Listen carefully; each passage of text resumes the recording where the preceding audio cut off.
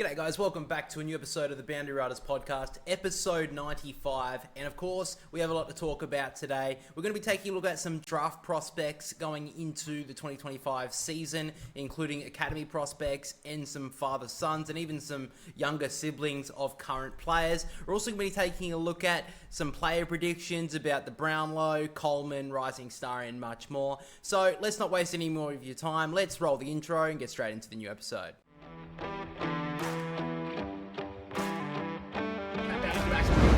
And then Rankin from the pocket, don't tell me, Isaac Rankin! Yeah. He's just got the license for a brothel. Well, I think Gather Round's going to be AFL. I think this is next season. Hill gets at the handle at the back, Nick Dacos to get the pies home! He's done it! So as always guys, my brother is joined with me today. So not a lot of AFL stuff on the news front at this stage. Probably just finished watching the cricket and seeing Australia win, which was good to see, I guess. Looking at the football stuff, we're going to be looking a little bit into some draft news. Not a lot of news to talk about, so we'll talk about that first of all. So a couple of interesting articles that I saw throughout the week about the draft. I want to take a look at a couple of these players. So a couple of top prospects throughout the year to keep an eye on if you are interested in keeping an eye on the draft front. One is named Josh Lindsay, a defensive winger for Vic Country and the Geelong Falcons. Was named as the best player on Team Heppel, which was the under-17s futures match. Basically, they played on grand final day. One to keep an eye on. One interesting one I thought was one to take an eye on was Cody Curtin. So this is the brother of Dan Curtin, who currently plays for the Adelaide Crows, who looked very disappointed when he got picked up by them in the draft a couple of years ago. I don't know much about that, but I got to say, Cody Curtin, bro, your parents must not like you very much, bro. They must have, they put all their promising thoughts on Daniel Curtin, and then the younger brother, Cody, bro. CC, not good enough. Anyway, yeah. He's a promising young defender, 197 centimeters. Seems to be a decent kick with the football, excellent mark. Interesting to see if they will, if he does get drafted, if they will play him in defence, because the Crows haven't really played Dan Curtin down in defence in the first couple of years of his career. They played him. I think there is a lot of talk about Dan Curtin playing in defence this year for the Crows, but interesting to see if their brother. It's very interesting that both. Usually, when brothers, a lot of them usually play at different ends of the field. Yeah, normally, yeah. Yeah, so that's a bit interesting. Kalani White, this is one for Melbourne and the Gold Coast. This guy is currently at the Gold Coast Suns Academy. He's a 198 key defender. He is the son of former Melbourne player Jeff White, who played 236 games. So he has a choice here of going with the academy at the Gold Coast Suns or going to choose a father-son deal with the Demons. Very similar to a Nick Blakey with the Sydney Swans. He could have chose the Swans when he was playing there at the academy or gone to North Melbourne. Very tall defender. Melbourne probably could use that, especially with the next couple of years. Probably Stephen May and Jake Leave are probably getting towards the end of their careers. So I wouldn't mind that one. Thomas McGuan. Now, this is a father-son pick of Collingwood 152 gamer Mick McGuan. This guy is 177 centimeters tall, so quite short. He's a Melbourne boy, left footer. Had a best game last year, actually averaging 25 disposals, so not too bad. One that a lot of people would know the name of, Willem Dersma. So this is a third son, and also the daughter is Yasmin Dersma. So he's been, and they've been talked about that he could be the best of the lot, Willem Dersma. Fuck me. He is the youngest and genuine. He's a genuine utility, shown a lot of promise in all three facets of the field. Quality ball user, strong overhead, clean around the ground. So interesting to see on the Dersma front as well how well the one who went to North Melbourne was last year. Zane Dersma. Yeah, sorry, trying to remember all the names of the Dersmans. But yeah, because Xavier Dersma, a lot of injury concerns throughout a lot of his first year at Essendon. Played a bit. Showed some good signs when he was playing, but a few hamstring injuries saw him miss a lot of the season, or at least half of it, I think. So interesting to see if he comes back. Zane Dersma, there's a lot of good talks over the summer for him. Didn't really have the greatest first season. Took a really good mark, but other than that, probably just a little bit hard to get goals in North Melbourne's forward line as well. I think that's what their problem was, the fact is they couldn't get it down there, and he was in that missing position up forward, half forward area. Yeah, he was kind of in that no man's land, really, because, you think of the goal kickers for North Melbourne, you got obviously Nick Larkey, but then you got the players underneath that, which is Zerha and then Curtis. So then he's kind of fallen to that part where he's with Eddie Ford fighting for a position. Yeah. So I think Zane Dersman will come through, but interesting, there's another Dersman coming through. He's 191 centimetres, so quite tall as well. One that I really want to talk about, and I've talked about him on the channel a little bit, is Zeke Euland. Now, this guy is the brother of Bodie Euland. He is the part of the academy at the Gold Coast Suns. He's played reserves football for the Gold Coast. He's had academy games with the Gold Coast, and this guy is going to be close to the number one pick.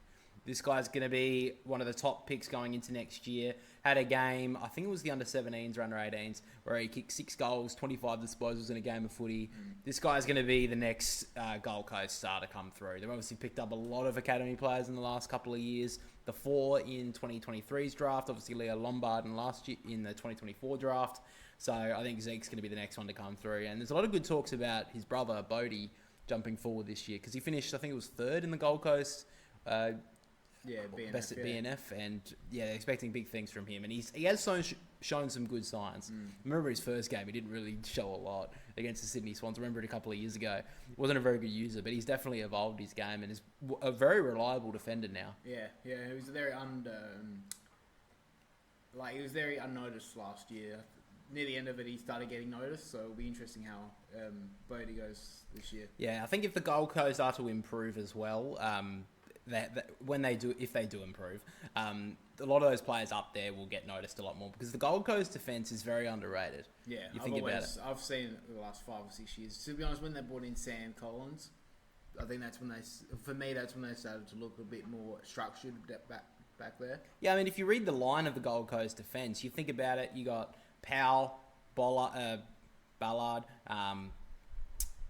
Collins, then you got Euland as well. You got now the halfbacks of Noble and Rioli, and Flanders was paying back there last year.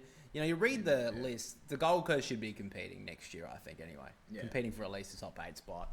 And then the last player I want to take a look at here is being touted as one of the top prospects going into 2025's draft, which is Dyson Sharp. So Sharp is a tough midfielder from SA, who was one of the leading candidates for the number 1 pick in 2025. The big-bodied on baller is a beast with the coal phase, clean with the ball, and a good user with the footy as well. Stepped up as well in Sandford level late in the year, playing for Central Districts. So interesting to see if he can get some games with Central Districts throughout the year as well. And he also won the Kevin Sheehan medal for MVP in the Under-16s National Championship. So we've seen a couple of players like Sid Draper, I think, played a few games in the Sandford last year for South Adelaide. And we saw a couple of the VFL kids as well, ones from Victoria, like Jagger Smith and was it Sam Laylaw who got some games? I think maybe. Got some games. There's a couple of kids in the Victorian side anyway who got some games. And I know the year before, Harley Reid got a couple of games for Carlton's VFL side as well. Yeah. So interesting to see if we see a couple of games from Dyson Sharp. I don't know. I don't actually remember the last SA number 1 draft pick we've had here. Oh, Jason Francis, obviously. He was the number 1 pick. Yeah, so that wasn't too long ago. But anyway, let's move into some early AFL player predictions for 2025. So when I'm talking about this, we're talking about the medals for the AFL. So the Brownlow medal, the Coleman medal, the Rising Star. And then we've gone to do another 3 predictions for the Boundary Riders medal, of course, the biggest medal in the AFL. The biggest, the most prestigious. The most prestigious. Everyone talks about it. AFL players, they keep it pretty secretive, but they do let us know every now and then. And then the best traded player, so a player who moved over the off season, the best player out of that bunch. And then the first time All-Australian. So a player who has never got an All-Australian award before makes the All-Australian in 2025. But they could have made the 40. They could have made the 40-man squad, but not the... Yeah, they've got to make the full squad. Yeah. They've got to make the full... They've got the best 22. So anyway, I'm going to go through my predictions first, and then we'll let you go through yours, and then we'll talk about it a little bit. So, my early predictions for 2025. The Boundary Riders medalist, I'm picking Nick Dacos. For the Brownlow medal in 2025, I've gone Nick Dacos as well. For the Coleman medal, I've gone with Nick Larkey. For the Rising Star, I've gone Sid Draper. The best traded player or movement player will be Bailey Smith. And the first time All-Australian is Max Holmes. What are you looking at this year? So, the Brownlow medalist is Nick Dacos. The Boundary Riders medalist will be Tom Green. The Coleman will go to Jeremy Cameron again. The Rising Star will go to Josh Smiley. The best traded player will be Shea Bolton. And the first time All-Australian will be James Rowbottom. Okay, so that's interesting. All right, so we'll start with the Boundary Riders medalists. I've picked Nick Dacos, you've picked Tom Green. So Boundary Riders medal, if you don't know, works a little bit different to the Brownlow. It is similar with the 3-2-1 voting system. However, this year, if you want to become a channel member, you can have your say on the Boundary Riders medal. Let me explain.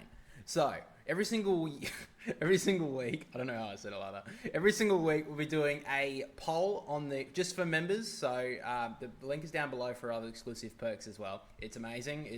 It'll honestly save your life. Terms and conditions apply. Anyway, we'll be doing a poll every single week of every single player that gets 3 votes in a game of the round. And we'll put every single one of them players will be in a list. And whoever gets the most amount of votes from members will get the members' vote. So we'll get 1 extra vote every single round. So out of 24 rounds, 25 games, 25 weeks. 25 weeks of the season, the regular season, and 24 rounds. There's a chance that a player could get, I mean, obviously it won't happen, but a player could get 24 extra votes. So you guys can have the say and change the game. I mean, the last 2 seasons, the 2 seasons of the Boundary Riders medal, we've only had 1 or 2 votes between the winners. Yeah. So you guys could have your say. But the reason why I've picked Nick Dacos is because he was very close to winning it last year. He came back with the house on fire. And I'm expecting Collingwood to do big things this year. So I think he's going to get a lot of games where he gets a lot of 3 votes. Our preference a lot of the time is the winning team. The player who's on the winning team usually gets the 3 votes. So we're not going to try and single him out or anything. Maybe. We won't. But Nick Dacos is my choice this season. You've gone with Tom Green. I went with Sam Walsh last year. No. I went with Sam Walsh last year. I just think that Tom Green was close to winning it if it wasn't for all the injuries he had for it. The midway through the year that cost him the past 2 years in performing well in the Brownlow as well. I just think that if he gets a good run at it, he'll have a good shot at getting close to it. And you think, to be honest though, you picked the Giants to finish pretty low on the ladder predictor. Yeah, but that's the same thing like with Zach Merritt last year, who won the Boundary Riders medal. Very true. He started off Essendon started really well, and then they fell off a cliff. Yeah, Zach Merritt polled very early on, very well. And I think that it's the time for Tom Green to step up, even though he has really done that well. The injuries have stalled it, but I think if he gets a good run of 20 games. He'll be up there with the Brownlow medalist and the Boundary Riders. The more prestigious award, the Boundary Riders medal. Exactly. I agree with you. All right, so next is the Brownlow. We've both picked Nick Dacos. Now, I'm going to have I haven't talked to you about this, but I feel like we have a very similar thought to this. It's the fact that he got 38 Brownlow votes last year and still lost it. Yeah. I can't see them giving Patrick Cripps 45 again. And with another year with Nick Dacos for the preseason, another year on Patrick Cripps, I can't see a player like a Patrick Cripps polling that many votes again. And Nick Dacos is always in the eyes of the umpires. Yeah. He gets seen very much, and I'm thinking Collingwood are going to be one of the top teams next year. So they're going to get a lot of wins, which usually again gets a lot of 3 voters. Yeah. So Nick Dacos for me, I feel like it's pretty. I'm not going to say it's obvious. I think he'll be pretty high on the betting front early on in the season. Yeah. But for me, I think it's pretty self-explanatory why I'm picking Nick Dacos. Yeah, I think it's pretty much what you said. I think that if Collingwood finish in the top 2 on the ladder, he'll break Paddy Cripps' record next year. By the end of the season. I reckon he'll break it. That's how confident that he'll smash that record. He'll get more than 45. Yeah, considering he got 38 in the team that didn't make the 8. Yeah, I think if they make the top... I mean, to be fair, though, Carlton only just finished 8th. So. Yeah. So the thing is, like you said, that, well, with Carlton, say for Paddy Cripps, sometime Sam Walsh has got to take the mantle. Someone's got to take the mantle off that, and that's what will stall his points, and that's what's always hampered Bontempelli with all the players taking votes off him. Yeah, I think it's option why I didn't pick any of the Sydney midfielders, because I think that's going to be taking off votes like the Warners and Heaney's and Gouldens and whatever. So who? Like, let's be honest. Who's going to take votes off Nick Dacos? Yeah, not very often. Not many other people. Yeah, I mean, occasionally there'll be a De Goey who has a massive game. It'll be De Goey or like a forward who kicks 6. Yeah, maybe Dan Houston who has a massive game off half-back. And maybe a Darcy Cameron who has a blinder in the ruck. Yeah. Like, that's going to happen, maybe 3 times, 4 times, maybe? Yeah, and even then, season. Nick Dacos could still have the massive game as well and get 2 votes. So that's why I think I'll call it now. If they finish in the top 2, he'll break Paddy Cripps' record. All right, big calls only here on the channel, guys, obviously. Next, the Coleman. I've picked Nick Larkey. Now, the reason why I've picked Nick Larkey is even though I have North Melbourne pretty low on my ladder predictor, my tune's kind of changed about them. I feel like they've had a pretty good pre-season. Looking at the recruits that they've brought in and another year into their younger players, I feel like there's going to be an improvement with North Melbourne. Maybe not so much on the ladder, but I do think there's going to be a lot of improvement. And with the Jack Darling coming to the team now, another year into people like Paul Curtis, Cam Zurhaar, I think there's going to be defences are going to find it a little bit harder to just... Because, I mean, at the moment, it's basically been lockdown Nick Larkey, you stop North Melbourne scoring a lot of the time. I think with another year into a lot of their midfielders, a lot of their users, Caleb Daniel coming into the team, if he can be one of the top 20 inside 50 kickers in the comp, he'll get a lot more opportunity at goal. Yeah. So, Nick Larkey, a couple of years ago, almost won the Coleman. If it wasn't for the fact that Taylor Walker and Charlie Curnow both filled their boots against North Melbourne and West Coast in 2023, he would have won the Coleman medal. Yeah.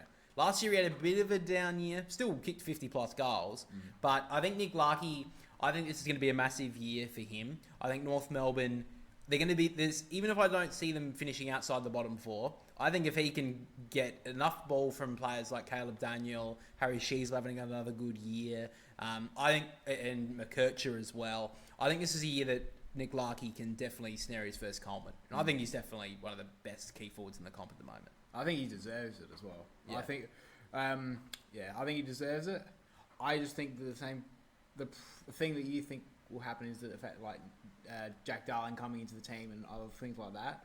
I think that's what's going to hamper the fact is that he could win it. For the fact is that Darling under the roof, no wind, he should be able. He's normally an accurate kick. Well, when he gets a shot. Yeah. Players like Paul Curtis and Zerha, they might get more opportunities up forward with a couple more goals. So May take a couple off him. Yeah, may take a couple off him. But if anyone deserves a Coleman, it is Nick Larkey. Yeah, I think he's been very good and very... I mean, it's not underrated because I think he gets rated pretty well. But yeah, I think he's definitely one that can be looked at. But you picked Jeremy Cameron. Yeah, he was hard done by last year with Jesse Hogan having an absolute blinder of a year. Yeah. But I think the fact is that Hawkins goes...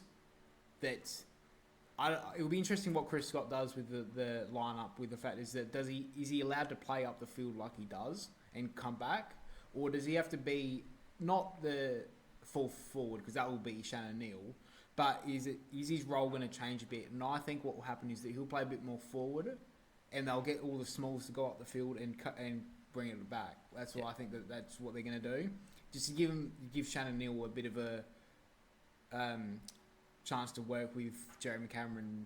Yeah, I mean, if you think about it last year, Tom Hawkins was in and out of the team earlier, but then Shannon Neal got kind of chucked in and held there for the later part of the season, and he had some good games, but also looked a little bit all at sea at times. Yeah, he did, yeah, and especially in those finals. They got to the prelim, but he didn't really perform in it. I mean, the first final, let's be honest, Port Adelaide were the easiest team to beat. Yes. I mean, even though Carlton weren't that great in the first half against Brisbane, which lost the game, Port Adelaide were dreadful in that first final. Yeah. So Geelong got an easy kill. And it's not to say they didn't play well. They played brilliantly. But they also got an easy kill. So Shannon Neal was kind of overlooked in that first final. And I mean, people were questioning if Tom Hawkins should have played that prelim anyway. I don't know. I personally don't mind that call. I feel like if they won that game, people wouldn't have cared. Yeah. But I think another preseason into Neal, I think would be good. I do agree with you. And I think that's another reason why Cameron can win it is because he's going to kick a lot of their goals. Like, their smalls will definitely contribute, Yeah. but a lot of them as well are distributors of goals. Like, you think of Brian Myers, he's one of the top goal assist players for the last couple of years. Brad Close is the same, and Tyson Stengel had a good year last year. Obviously, wasn't as good as his All-Australian in 2022, sorry. In 2023, he was a lot downer. So he had a good year in 2024, and I mean, you expect him to go again. But with Tom Hawkins no longer there, Jeremy Cameron's already won a Coleman with Tom Hawkins there. So without him, a little bit less, I think he'll be used a lot more. So, yeah, I don't mind that call as well. Now, to the best traded or movement player, I've picked Bailey Smith. The reason why I've picked Bailey Smith is because he was one of the best players of the final series in 2021. Luke Beveridge didn't really use him in the best position at the Bulldogs in 22 and 23. Injured in 2024. I think with mental clearness, mental clarity, less of a spotlight on him in Geelong, he'll be living down there, playing in the correct position, which is either inside mid or wing at the very least. I think he's going to be averaging 20-25 touches a week. And I think that, yes, he missed a whole year of the game, which, you know, may take him some time to get some touch. Towards that middle to the end period of the year, and I'm thinking finals as well for the Cats, I think Bailey Smith's ready to go. I think he's built for finals as well, which is going to be another appendage to his game for the Cats. Yeah. Do you think he'll play with a chip on his shoulder? Yeah, a little bit as well. I mean, if they play the Bulldogs, I don't know when they play the Bulldogs, but I think he'll play with a bit of a chip on his shoulder, a bit of a point to prove. So, who did you pick in this spot again? I picked Shea Bolton. I think he's back home. He's back in home state. He's playing at Freo, who are in the window, and they've got a great midfield. They've got an up-and-coming forward line. He kicks 40 goals. He's made an All-Australian team for Richmond as well. So he's got that form. Yeah. At his best, he is one of the best players I think he could get 40 goals and average 15, 20 disposals a game. Well, if he's kicking 40 goals and averaging, 20 possessions a game, that's Fremantle in the eight. So I think he'll be the best. I did think about Shea Bolton as well. I just think the inconsistency is the problem. I didn't think, that's what I was like, do I just go the easy one like you did and go with Bailey Smith? The easy one who hasn't played a whole year. Or Dan Houston. Yeah, Dan Houston. I didn't think that, I just think that Shea Bolton, I think it's all set up for him. Yeah. And I think Freo could really enjoy this period this year. Yeah. If everything goes right, they've already said that Sean Darcy's pre-season's fucking brilliant. Yeah, he said he lost like 15 kilos and looks a lot slimmer, looks a lot fitter. So interesting to see how that plays out as well.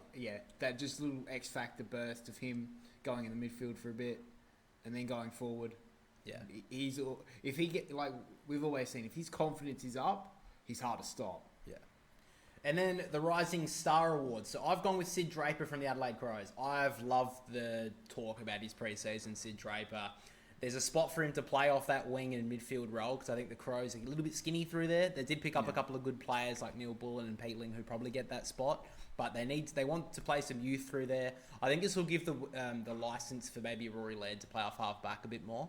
Yeah, maybe inside, maybe half back. But I think Sid Draper, he's a good user. He's a great runner, so he may get off that half back role or play off that wing. And I think with those attributes, I think that's what will be seen in the eye of the the Rising Star nominators, the votes. Usually someone who gets the ball quite a lot has been in the eye for a couple of years now. So I've loved the pre-season of him. I think he's going to get games. And the one thing I think with the Tigers, with a lot of them, is because they're all together, it may be hard for one of them just to shine through a little bit. But I do think, I definitely had the thought of Smiley or Lalore, even Ashcroft to an extent. But I just think with Sid Draper, he's the lone kid at the club, really. I think that there's a spot there for him, and I think that the Adelaide Crows, I think they kind of have to show the youth coming through as well, and I think this guy that was so adamant they had to get him. So I think that's why Sid Draper's a standout for me. But you picked Josh Smiley. Yeah, I just thought, well, they've got so many first rounders. Just pick one out of a hat. Pick one. I've heard that he's had a pretty good pre-season. I think he's going to be... Obviously, he's in Melbourne. He can play 20 games in Melbourne, right? this Yeah, year? Richmond, I think, pretty They sure. never live Melbourne? Yeah. Well, they do have to play most of them at Marvel, though, now, because they're Yeah. fucking shit. Well, but- yeah. So they've got to play. They'll be always in the spotlight of the AFL media. And I think it will be between Layla, Sid Draper, Smiley, and the only other one I think could be is Harvey Langford for Melbourne. But those four, I think, will get a good shot this season. The other ones like O'Sullivan for North Melbourne and Jagger Smith, I think there's too many youth in North Melbourne to come out. I don't know where his role will be for O'Sullivan, and Jagger Smith, I don't know where he's going to play if he does play early. Yeah. The fact he's played for Carlton. Yeah. I think also another one that hasn't a lot of them don't really talk about is Leo Lombard. There is a lot of talk about his pre-season, the highlights of how much strength he has as a young kid. Yeah. He could get some games too. And it looks like he's a pretty decent forward, so he could get some games up forward for the Gold Coast, considering, yes, they have Malcolm Roses, Holman, Humphreys had a pretty good pre-season as well. Their small forward stacks aren't the greatest, so I think players like Rogers and the younger guys from that last year, they didn't really get a good shot. Yeah. So I think maybe Lombard could get that spot as well. But I think I'm happy with my choice of Sid Draper. Yeah, the only other one I consider was Isaac Kako because they've never had a small forward as a dynamic player like they think they've got. So I expect him to play without any injuries 18 plus games for Essendon next year easily. So it could definitely be looked at. Yeah, he could be definitely looked at as well. So finally, we take a look at our first-time All-Australian. I've picked Max Holmes. Now, the reason I've been all over him this season, basically. I've talked about him in fantasy. I think he's going to be great this year. The final series that he had was brilliant. The fact that he missed the second half against Brisbane, I think, was a real reason why they lost that game. He was best on ground. Yeah, he was costing. I think he's evolved his game now to show that he can play inside mid. He does add something different to the Geelong lineup. I do think that Bailey Smith could maybe change that a little bit, but I don't see why they both can't play in there. But you got to think, like, Paddy Dangerfield coming to the end, he might play a bit more forward. Yeah, I mean, why wouldn't Paddy Dangerfield go up and play at full forward for a bit? I mean, Shannon Neal, he's definitely developing, but Paddy Dangerfield in forward pocket, forward position. I mean, you wouldn't want to match that up. What sort of defender would want to match that up? Not many in the comp could go with him. So I think that Bailey Smith, Max Holmes, I'm seeing both of them in their midfield this year, and I could see not only him getting midfield minutes, but also playing off halfback as a rotation. I mean, he's such a good user. He showed how good a halfback he could be last year, and I think he's ready to evolve his game to another level. And I think with the Cats, I'm just expecting them to be a high finisher. I think that he'll be seeing quite a lot more. They usually take a year or two before you get picked in the All-Australian team. He had a very good season last year, so I'm thinking he's going to back that up. And yeah, I think he's going to be one of the players to watch next season. Yeah, I think he'll be up there. He'll be definitely in the 40-man squad before you even have to. It's already in pen, I reckon. Yeah. Unless he gets injured, I think it's there. That is the one thing, though. He has had soft tissue that's the injuries thing, all this time. Yeah. Anyway, you picked... I picked James Rowbottom. James Rowbottom from the Swans. I think he's been very underrated for so long. He did get his first Brownlow vote, right? Yeah. Yeah. So I think he's starting to get noticed. He's starting to get noticed by the coach. I've always loved his game. I think that it's the true heart of old school Swans midfielders. Yeah, I think Sydney have lost that in a couple of the last few years, really. I think that they've moved, which I don't think is a bad thing that necessarily. They've moved a lot more into being an attackive, exciting team to watch, which is great. But they have lost a little bit of their grunt. And I think that's what Cal Mills will bring back a little bit more in 2025 if he goes through that midfield. But James Rowbottom has always been Sydney's defensive midfielder who's going to always, he's going to hit his tackles. Every single one of these tackles you're gonna feel it, and he's gonna get that ball out. He's the one who gets it out to the players like the Warners, the Goldens, the Heaney's, and they make the flashy plays while he's the one doing the grunt work. Yeah, I also think that like Horse always had his favourites. I think under Coxie, James Rowbottom will be a favourite of his. I just got a feeling that that's the type of midfielder he wants, the type of player he wants. Yeah. And I think that just the gruntness of him around the polish and skill work of the Golden and staff. I think that's what Sydney will relish in this year. Yeah, I think that they definitely need to find that extra, if it is Cal Mills or whatever, they do need to find another one. Yeah. I think just to go with the other guys at this stage. But that's pretty much all our player predictions for 2025, guys. Obviously, that we basically just leaked not only the All-Australian team, but who's going to win the Brownlow. Anyway, let's move on. I wanted to talk about some lower price players for AFL Fantasy. So, over the last couple of weeks or month or so, we've basically been talking a lot about AFL Fantasy as the little bit of the off-season period is going. If you guys want to join our AFL Fantasy League, the code is in the top right-hand corner of your screen. So if you join that code, we have an open league. I think there's already nearly 12, 13, 14, 15 people already in it. It's an open league, so as many of you guys can enter. And we have a secret award for the winner of our league at the end of the season. It is secretive because we have not decided what the award is yet. We're seeing we'll figure out something. Once we know, you'll know. Yeah, exactly. We're not going to keep it a secret for too long. But this week, I thought we'd take a look at the best rookies, draftees going into 2025 for the fantasy, and the best low price players. So that's players who have played a season or two, but they haven't been noticed, having a good pre-season, or are low price because of injury.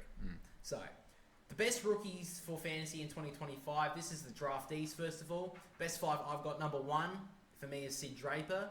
2 is Levi Ashcroft. 3 is Laylor. 4 is Smiley. And 5 is Bo Allen.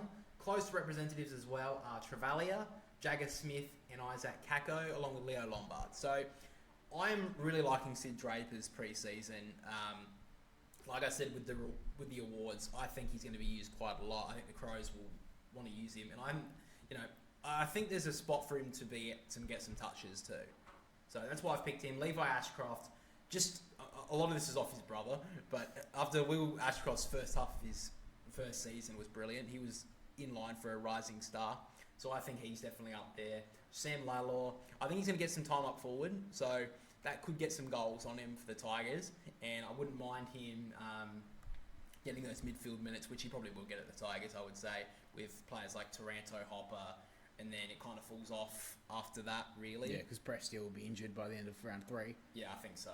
And then Smiley as well. I think he's there with Laylor. You've already called him as like a rising star potential. And then Bo Allen. So this guy is WA boy, West Coast Eagles. A lot of good talk about him. Defensive mid, so that's a very good choice at this stage. Probably a lot of people's choice for the lowest defender you want to have on your field. Bo Allen, I think you've got him as well. Do you have him as well? I've got Travalia at the moment. Yeah. I just think Bo Allen's going to get games for the West Coast Eagles, and I think out of this stage it's either him or Travalia. Which one you want to pick from? Allen is a little bit cheaper, but Toby Travalia, he's a good user for the Saints. Got picked up as a good halfback player, so I think he's going to get games early for St Kilda. It's just interesting if they will pick. He is battling for a couple of spots. That's the thing that will be interesting pre-season. Yeah, you got Wangani Miller, Sinclair if he is playing back there, Stocker's back there as well. There's a lot of options in their defensive 50, so interesting to see if he gets games for the Saints early on. Jagger Smith, I like the way he plays. He averaged very well in the under-18s. But he is for Carlton. So that's a very hard team to break into. I'm thinking he's going to have to play halfback. He probably won't get a role there because there's too many players for Carlton back there. If he goes forward, I can't see him averaging more than 60. Nah, can't either. And then Kako, this guy I'm thinking is the first team for the Essendons. The reason why he is here is because I think he's going to get games. He's almost a lock for games for Essendon, otherwise injury. So I think Kako is a good choice if you want someone that you know is going to play. Yeah. For me, that's why Kako's there. But now to the top 5 low price players. So these are players that have had a year of AFL experience at the very least, but it's either been injury or just not been able to get games as to why their price is so low. So top 5, number 1 is Elijah Hewitt for the West Coast Eagles. 2 is Daniel Curtin. 3 is El Harley. 4 is Tom Duday. And 5 is Kane McAuliffe. So Elijah Hewitt, number 1. This guy has been ruined by injury for a couple of years now for West Coast. He's priced under 350k. He's a forward mid, so he's a good choice for a low price forward who has had AFL experience. He's had a few games for the Eagles. He's had a massive pre-season from what I've heard, And I think Elijah Hewitt's your choice if you want that low price forward at this stage. I think if you're looking at it, you're thinking Curtin, Kako, or Hewitt as your 3 choices for a low price forward at this stage. Maybe Joe Berry, which is another player I forgot to mention in the close mentions as well for the draftees. Daniel Curtin, there's been talk that he's bulked up a little bit and he's played some midfield minutes for pre-season for the Crows. Now, I don't think he's going to get much midfield time, but he's also been talked about playing in defence. And he's had a good pre-season, Dan Curtin. He's not going to play forward. Don't even bother him playing down there. If he can average 60, that's enough to get you to around 8, I think, and then his price will max out, and then you can get rid of him. El Harley is an interesting one because he has not played a game. He was a mid-season draftee last year for Essendon. There's a lot of talk about him getting a debut late for Essendon, but just never got the chance. I think it was a bit of an injury as well. So I think everyone's got him somewhere in their team. He's one of the most popular players, El Harley. I think Essendon could use a player like that. He's a good user. A lot of people compare him to Adam Sard as a good ball user, and I think that he's going to get games early. There's been a lot of talk about pre-season, done pretty well. He's a good user, so I think Essendon could use that, especially with a lot of running gun game that they usually play. Yeah. Tom Doedee, massive recruit last year, but obviously an ACL ruined his first season for Brisbane, missed out on a premiership. I'm a little bit concerned about if Leicester takes that spot from him, but he's a very low-priced player, and he was good for a good 65-70 average for the Crows when he played. Yeah. And finally is Kane McAuliffe. A bit of a surprising one for some. He is priced pretty high for a low-price player. He's priced at $396. So that's nearly a 400k. That is it's quite high for a rookie basement player you really want to get. But he's bulked up over the pre-season. He had a couple of games for Richmond last year, a couple of games off the bench as a sub as well, I believe. And the fact that he's bulked up, he's had a good pre-season for the Tigers. They're looking for young players to go through there. He may actually be fighting for... He's probably fighting for spots with a couple of the rookies. And the fact that he's a bigger body may give him that little bit of the edge that could get him at that spot as like a 4th or 5th midfielder.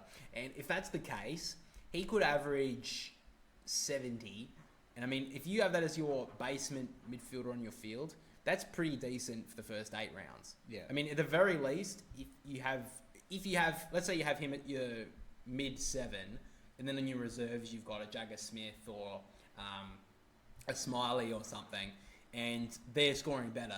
At least you can put McAuliffe on your reserves. He's there for your buys because Richmond don't have a buy, and he can get you a good 70 score. Yeah. So that's why I've kind of put McAuliffe there. Would there be anyone else that you have that you're thinking of that would be decent in these lists? Well, I do have Joe Barry, but not really.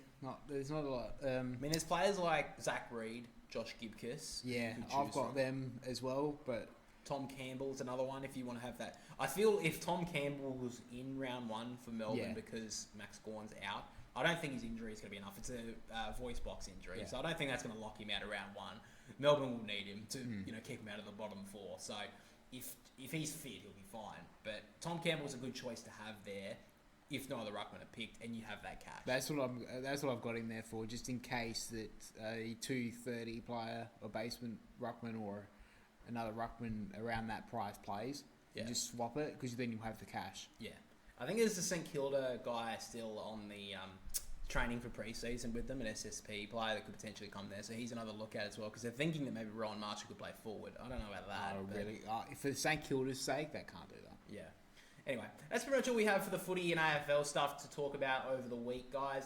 So we'll move on to a little bit of world sport. First of all, the cricket ended today. Australia won 3-1 in the Test series against India. And it's kind of revitalised Test cricket in this country. Yes. I mean, last year I remember talking to you about it, that is Test cricket starting to die with the Pakistan tour. And I mean, I'm happy to admit I was wrong. I mean, I think it just shows that we need to have good Test cricket here. Yeah. When you have a team like a Pakistan or a West Indies, when we just smash them 2 or 3 nil in a series, it's not really fun to watch. I think we have those countries there to play a lot more when like one-dayers. They are good one-day teams and T20 teams. But when we play teams like that, no one wants to see it. No one cares. No. Pakistani and refugees, expats, all that sort of stuff that come over, they obviously go and they love to watch it. They love to see their native country play. And that's fair enough. But for Australians, they don't really want to watch this. No one wants to pay. It's a pretty decent coin now to go to the cricket. Yeah. You know, and you're sitting there in the hot sun. It fucking sucks when you can sit in the aircon and just enjoy the day. Yeah. You know, so if you're gonna go, you want to watch something entertaining. And watching someone just bat for 3 days on a fucking track and then just score 500 and then knock them over for 150 runs, it's not really entertaining. But you know, the Test series has been really entertaining with Sam Constas, Jasprit Bumrah, the Kohli stuff, Siraj going at Travis Head early on. I think that was in Adelaide when he got that 100. It's breathing new life into Test cricket. So I think it's really good to see. And Bo Webster hit the winning runs today. That's good to see. 31-year-old getting his debut. Very different to Sam Constas. You and ahhed a bit about how Sam Constas is... I think it's just the fact is that he just needs to show a bit more respect for a player that's the best bowler in the world. I just think that he needs to show that bit of respect to say that, yeah, he doesn't need to go out aggressive. I don't mind the shot taking, to be honest. If you're going to do it and he lives and dies with us all, that's fine. Maybe not go at the players. That's what, like the shot selection is a breath of fresh air. But the way he but the way that he approached Bumrah didn't need to happen the way it happened. I mean, you could say the other thing about Kohli, though, pushing him. Oh, no, I don't agree with that. I don't agree with Kohli, what he did. I don't agree with it. I just the fact is that, Conscious, the shot selection, that's the way he wants to play, that's the way he plays. But it's just the way he acts around the other players. You don't want to have that big target on your back because he does that and then literally the next ball, Khawaja gets out. Yeah. It didn't look like a great look. Yeah, no, I agree. But in the end, we won 3-1 in the drawn series. A drawn test was in Brisbane, which was rained out most of the time. But overall, after the first test, everyone was calling for a lot of people's heads. We were able to survive through that, get through the round to test 5. Mitch Marsh was dropped for Bo Webster, and obviously, who was the South Australian guy who got dropped? Mick Sweeney. Mick Sweeney, that's it. He got dropped obviously after the third test, which was a little bit disappointing. I mean, the guy didn't really have much of a go at it and then got dropped. But I think it'd be interesting to see what happens when they go to the test series in Sri Lanka. A lot of players being talked about as being taken out. Pete Handscomb's been talked about going in. Interesting to see. I don't know if Bo Webster will go over there, to be honest. I think that they'll probably go with Cam Green. But I mean, Webster scored well. Yeah, I think that just depends on if he's fit. I haven't really heard him a lot about it. I mean, I wouldn't mind, but I mean, he is 31, which I mean, it seems a bit on the older side. But I mean, most of the players in the Australian Test team are over the age of 33. Yeah. So I mean, it's not that bad. They do like to use Pete Handscomb in tours outside of Australia. Yeah, spinning tracks and... Yeah, they like to use him a lot more outside of that. So I'm interested to see what happens. They obviously play Sri Lanka. I think they leave in like 10 days. So, the test squad won't. Yeah, I think it'll be announced in the next couple of days, to be honest. But a good win from Australia. I mean, I don't think a lot of people would have been questioning them after that first test. Yeah, everyone was calling for everyone's head. I think you were. I still think Labuschagne shouldn't be in the team, but...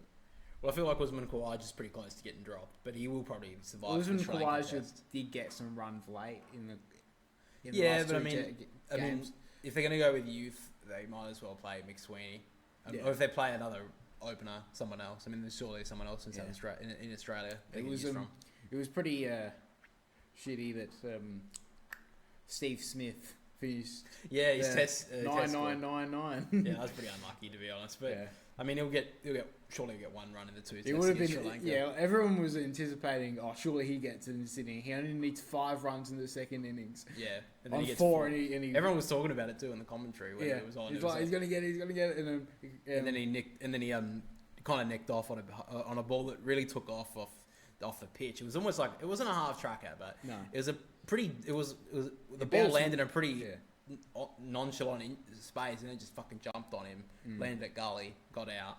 And then Jace Walker actually caught it. Yeah. And then, did you see, I don't know if you saw it, but Kale Roll went for a catch in the slip slate. He probably jammed his finger because he tried to catch it. Fucking like unlucky. But anyway, and I do have to say, India could have had a huge chance in that game. For one, if it wasn't for Jasprit Bumrah's injury, but two, they bowled dreadfully in that fourth innings. Oh, well, they were going on a run rate nearly 6 and over. They were bowling terrible. The first 3 overs, I think they went for 34. Yeah. And 11 of them were extras. So that's kind of where India lost it, which is unfortunate. But yeah, I mean, we won, so good on us. Anyway, so let's move on and talk a bit about Premier League. And at the moment, everyone is basically just handing Liverpool the title at this point. Arsenal choked their game. Chelsea choked their game. City did win, but they won against West Ham, and everyone's like, they're back. Bro, they beat West Ham, which are currently in 13th spot. So, look, I mean, I'm not saying that West Ham are the juggernauts of the comp, so let's just put that on ice for a minute. But anyway, Liverpool are 5 points in front of Arsenal with 2 games in hand. So, if they win 2 games, they've got 11 points in front. Liverpool fans around the globe are saying, we haven't won it yet. Calm down, because they know that they're the all-time chokers. We've got the Steven Gerrard moment when he flipped over as Chelsea, as I think it was Didier Drogba. No, was it Didier Drogba or Demba Ba who ran into the open goal? I think it was Didier. Oh, it was Drogba. I think it was Drogba. Whoever it was a great moment. And then, what was it, a couple of years ago when City came back and won it?